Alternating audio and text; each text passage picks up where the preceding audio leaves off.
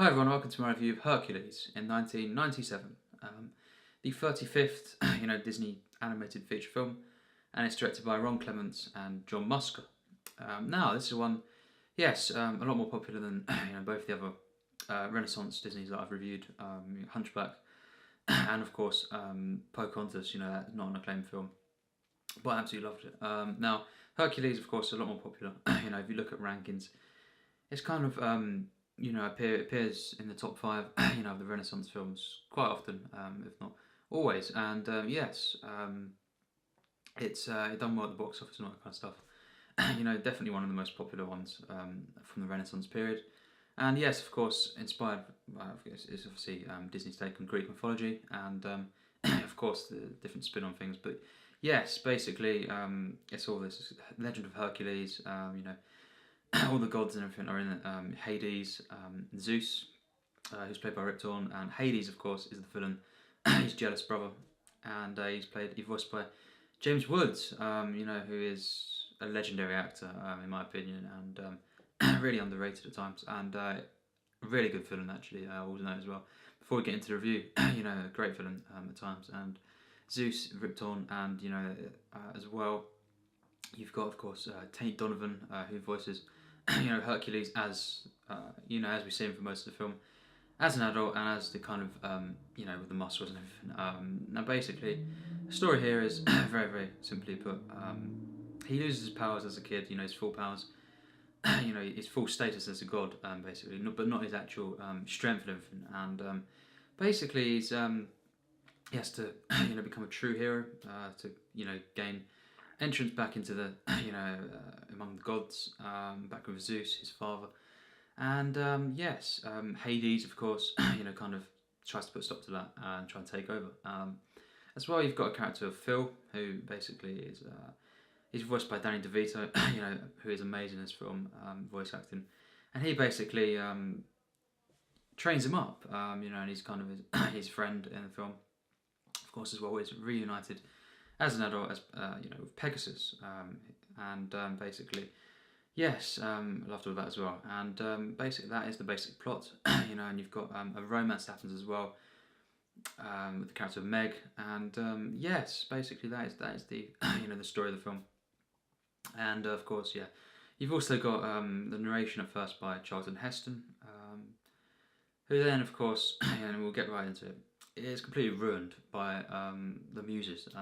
Now I'll just quickly get up, the way my big flaw that keeps cropping up in this film. That is the muses, these characters that just really are annoying. I know, of course, it's just a case of they shouldn't have been in there, and it's just really annoying and just off-putting, and to try and make the film hip kind of thing, really not necessary, especially with ancient kind of mythology like this. Just wasn't warranted at all for me, and they really took me out of the experience of the film, the immersion, on about 4 occasions, and they kind of it's trying to like kind of dismiss this legends and stuff and try and make it more modern, you could say. It doesn't work. They are flaws of the film, no doubt. Very, very annoying, and the songs that they sing in it are not bad at all. Alan Menken, of course, again, the score of the film, and I'm pretty sure all the songs, mostly up by him, and really, really good music in this film. Of course, the main music is "Go the Distance," and that is amazing. An amazing song. It's used, of course, in the score as well at times, and that is the main theme. That is amazing. The songs that they sing, the muses, are good, but I just don't like them in the film. They really are not needed, and just not funny. It's not good humour there worked at all. But yes, what do I think of this film overall? I think it's very good. I think it's not great for me overall. It could have been only just in there, if it had carried on. Well, the quality of the first half, and for sure if the muses were not in the film, definitely would have been great. It would have been low 90s for me. And the first half just kind of, I love the scenes, when Hercules was a kid, a little baby, and he's in among the gods, and that kind of you could say prologue that happens there. And I love the kind of way he goes to the normal people, and he gets brought up by these normal kind of civilians, and I love that in the film, and I loved you know the training as well by Phil. I think Danny DeVito really was an amazing choice for the voice acting here. Just an amazing character as well. You know, I love the warmth and the kind of friendship they have, and I loved Zeus. You know, he was a lot more in the first half, you know, of the film, and just the kind of father-son relationship that was going on. You know, even though he wasn't completely there with him, I loved that. It was really good. I really love the spectacle of it all. You know, and this is you know, a lot of films can fail when it comes to mythology. You know, ancient mythology of any kind. You know, Norse, Greek, you know, you name it. Because they can get so caught up in the legends of it all, they fail to kind of realise what you have to do with cinema and just in general. You have to make these you know, these characters interesting and kind of grounded. You can't just have the legends overtaking the film for, you know, an hour and a half or so, which is the runtime of this, because it just you know, just doesn't work. And I think a lot of films fail with this, or just they're fine, but you know, they get the spectacle, but they don't get the actual personal, the humanity of it all. This film really does that in this first half in particular. Very, very personal, you know, at times touching story, you know, and a kind of coming of age, and yes, kind of finding their destiny. This character Hercules, and it was getting it all right, really, most of the things. There was some tonal breaks here and there, just a couple ones, but really the first half was really, really, really good. Very, very good, and I could have called it great. You know, 90% maybe, 91. That's what, you know, what I was gonna be. You know, kind of the absolute max I would have given it, basically. The second half does falter and it brings the film down. But yes, the ending is very good again as well. But yes, I found you know, Tate Donovan was really, really good in the voice acting. I found you know, with Hunchback of Notre Dame, the voice acting of Quasimodo was quite weak overall. Didn't quite fit you know, his character and stuff. But in this, you know, I would actually say the voice acting, all of the voice acting, you know, apart from the muses, is really good, and there's not really any flaws in that at all. That's great. You know, I can't con the film for that. I think James Woods, really, really amazing voice acting. Some of it was ad-libbed, of course. You know, a lot of it was. Tate Donovan, you know, as I say, really good. Rip Torn, really, really good, and of course Danny DeVito, great as well. You know, and you had some really good music, of course. The visuals in this film. Now, I don't think they're you know, on par with Pocahontas, but you know, and some of the other Renaissance films, but definitely stunning visuals. Especially, you know, when, you know, the gods are there, because, you know, the shine, you know, they shine, the gods, and it just seems like the colours and everything put into them was a lot better. And still, everything else is really good. The designs and the animation, the actual overall visuals were really good, of course. But the actual, when they're in, you know, with the gods and everything, you know, you actually see the colours popping. That is when it's you know, absolutely stunning animation. And I just love the design of Hercules as well, and Pegasus. All the creature designs is great as well. And you know, the final battle, you know, with massive, you know, enemies, they're great as well. You know, the way they're designed, and I just really really like this film. You know, the first half, especially, as I say, could have been called great by me. You know, and it just tells a really you know, an epic story. You know, it's an adventure film, but it is, you know, of course, you know, it is a fantasy film as well, and just brings loads of different elements in there. And you know, the tone of the film was really, really good. There's a couple of moments here and there where the comedy, you know, it didn't break tone, but it just didn't allow the film to you know, fully take itself seriously when it always needed to, and therefore elevating the film to a real emotional level, you know, so say like the Lion King does, in that sense. And yes, so some of the humour just didn't allow the film to, you know, fully elevate itself. And you know, just the general the characters and everything, and the sophistication, you know, wasn't quite there to call it, say, a masterpiece or anything like that. But yes, no, it was very, very good, at times great. You know, and really, really connected with a lot of the stuff going on here. Very human, you know, and there's themes, of course, early on, you know, they deal with bullying and stuff as well, and fitting in, you know, fitting into society, even though you're not, you know, like everyone else, basically. That's very, very good, and I love the father-son. You know, it balanced out the the big scope, big scale stuff, the kind of legends, you could say as well, with the personal, with the humanity, and very compelling characters. At times, of course, the humour really, really good, especially from Phil. He's a character that probably is one of my favourites in the film, and as well, Hades, is a villain who, has a lot of comedy lines, and just I think James Woods again, really, really good voice acting here. And yes, the comedy worked and everything mostly, and it was very, very good. The second half, it becomes a bit more, the romance is in the film. This character Meg, it's just, I think it is very good at times. It's she is a good character for me. She's not a great character, and yeah, it kind of deals with a couple of things here and there that's quite effective. And overall, the romance is, I think it is good, definitely, and it ends up very good, well. It's kind of wrapped up very well. And she's a quite complex character, in terms of her involvement in the plot.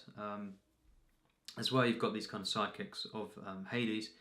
One of them being voiced by Bobcat Goldthwait, and that is great to see. And yeah, I think they are very good as well.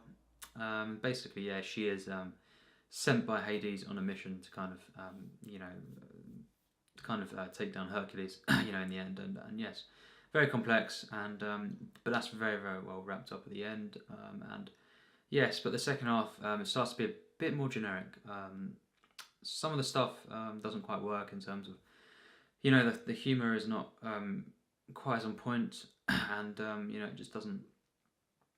It just wasn't as compelling. It wasn't quite as much things happening with the characters in terms of development, apart from this romance, and just again the muses popped up, in the actual film as well, and yeah, it kind of broke the tone of it, and just generally it wasn't quite as good. It's probably great as the first half, and yes, the final sort of 10 minutes though, they do kind of bring it back a little bit, and overall I think it's got a very strong narrative actually, and it does, it balances out the legends of it all, the mythology, very, very well, with the kind of personal, the human drama kind of stuff, and it is a very charming film as well. There's a lot of charm, not just in the animation, but the characters, the kind of the script of the film as well, very good, and just the kind of the warmth and everything that it really shines through in this film. Again, stunning visuals, of course, combined that with really good songs overall, pretty amazing. Go the distance especially, and you've got a very good film. It's got some flaws, and just yes, I'd say of course the comedy at times does take away from the experience. Especially with the muses, they're really bad characters. Don't know why they're in the film. They're kind of just like the Gargoyles and Hunchback of Notre Dame, although they're not quite as bad as them. They don't quite have a massive involvement in the plot, and kind of fully taken out of scenes as much as that. But they are in the film, and they did take me out of the experience. They were enjoying as well. And yes, none of the characters in the film are masterful, and so all these things I mentioned, the flaws and the things that don't quite elevate, and the fact that the second half doesn't have quite as much compelling stuff going on, but then it picks up again at the end. I still think it's a very good film, very, very good, but it's a bit it does falter a bit in some of the second half of the film. But yes, I think I loved quite a few things about the film. I really liked most of the film, and yes, I think visually, in terms of its score and everything by Alan Menken, and just overall the characters, I really love the relationship between Phil and Hercules, especially. Pegasus was a great addition to the film. The villain, very, very good. Voiced by James Woods, of course. Great voice acting overall, actually, for me. And most of the characters are voiced really well, actually. And I think the kind of adventure feel it has to it, the energy it has, especially in the first half. And a lot of the action is very, very good, very creative stuff. Especially that kind of battle in the arena, you could kind of say. And it's not got some of the bits are generic. With the kind of everyone kind of kind of worshipping Hercules and stuff. When some of the women come in as well, you know, kind of run it up to him and stuff like that. But that's mainly in the second half of the film, as I say. So there's quite a few flaws in the film, but not ones that are drastic. Apart from kind of the muses, and they only show up about 3 or 4 times, you know, throughout the film. So overall, though, very good film. So overall, I think I'd have to give this film an 85%. You know, John Musker and Ron Clements, I think they've done a very, very good job, you know, directing this film. And just, you know, the actual, just the animation in this film is mostly stunning. The soundtrack, you know, the overall score by Menken is, again, very, very good at times. Great, you know, and it has, you know, really good characters overall. You know, the Meg character, she's not great, but she is good, and she makes for an interesting romance. You know, one that's, it is good. You know, it's not great again. And actually, you know, this whole narrative is very good overall. I think manages to kind of have, you know, it's great spectacle to the film, and mostly, you know, not allowed to kind of overtake the characters. You know, the personal kind of and emotional undercurrent that it has. You know, it is quite touching at times, and it is managed to, you know, have a big scope, but one that you really do care for. Well, at least I did for the most part, and you know, the characters, the relationships. You know, Phil especially and Hercules, and of course the father-son relationship. It's kind of has, you know, great. It's a great take on mythology for the most part, apart from the muses. You know, I think. As I've said, you know, they are really, really big flaws. You know, when they do show up at the film, and just some of the comedy, just at times, you know, that does quite. It does, you know, bring it down a little bit. Overall, this is not, you know, it's got nothing masterful in the film, and you know, overall, it's not quite a great film from me, and it is very good. And 85% is very, very high for me. You know, I don't quite think it's one of the best of the Renaissance. You know, and certainly not one of the best animated films. That's for sure. You know, it's not. And actually, I do think Pocahontas is a lot better, you know, and that's not acclaimed. You know, that film is, you know, the least popular of the Renaissance period, and I actually think it's one of the best. So yeah, but I think this edges out Hunchback of Notre Dame, and overall it just does tell a very nice tale, and you know, it's epic. It's got a big scope, you know, and it has got characters and everything that I cared for overall. And yes, you know, a very good villain to match the protagonist, who's not just this bland kind of hero. Actually, you know, he is a character that is very good and does have depth at times, and you know, he's an enjoyable character. You know, and brought out a lot by this character Phil that he has a friendship with, and you know, I just love the training scenes. I loved quite a few things about the film. It did suffer a bit, you know, of course, in the second half of the film, and you know, just doesn't doesn't have an amazing you know, kind of ending, but it does have an ending that kind of picks up things and culminates fairly well. You know, it does kind of bring it all together nicely, and yeah, it's a spectacle, but it is one that is actually has got a good script and has got overall good characters, very good characters. And yes, I can say that I really did prefer the first half, you know, the film, but still overall really like the film, and 85. And yes, there's my review of Hercules, and expect more animated films, you know, up soon. And actually as well, I've just, you know, as well today seen Corpse Bride by Tim Burton, so that'll be up soon as well, and maybe before this actually, I'm not sure. But yes, as well, I'm going to be reviewing Tarzan, the animated version, very, very soon, and just more animated films, you know, very soon as well. So yes, I'd highly recommend this film. You know, and it's been a while since I saw it, and yes, a very good Disney film. So thanks for watching my review.